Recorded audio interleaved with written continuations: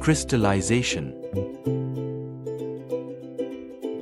Forced circulation crystallization is the most widely used crystallization method in industry. Centrifugal pump. Shell and tube heat exchanger.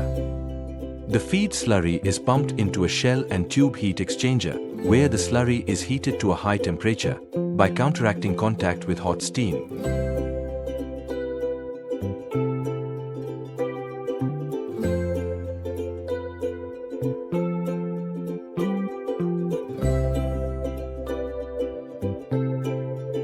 Then, the heated solution is pumped to the main body of the crystallizer.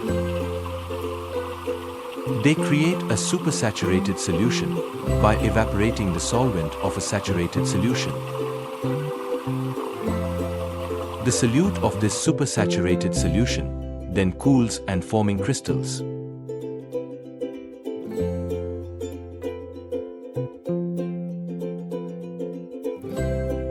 Crystals.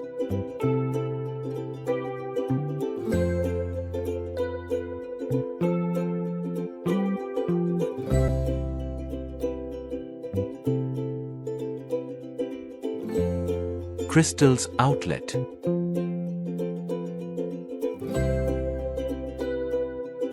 Vapor. Vaporization occurs at the top surface of the slurry, while nucleation occurs near the bottom of the crystallizer body.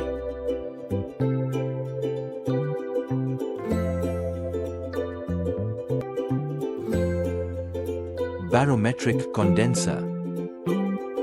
Cooling water. In barometric condenser, vaporized solvent is condensed and returned to the crystallizer body. Condensate. The key assumption of forced circulation crystallizer is that the slurry is perfectly mixed and uniform throughout the system.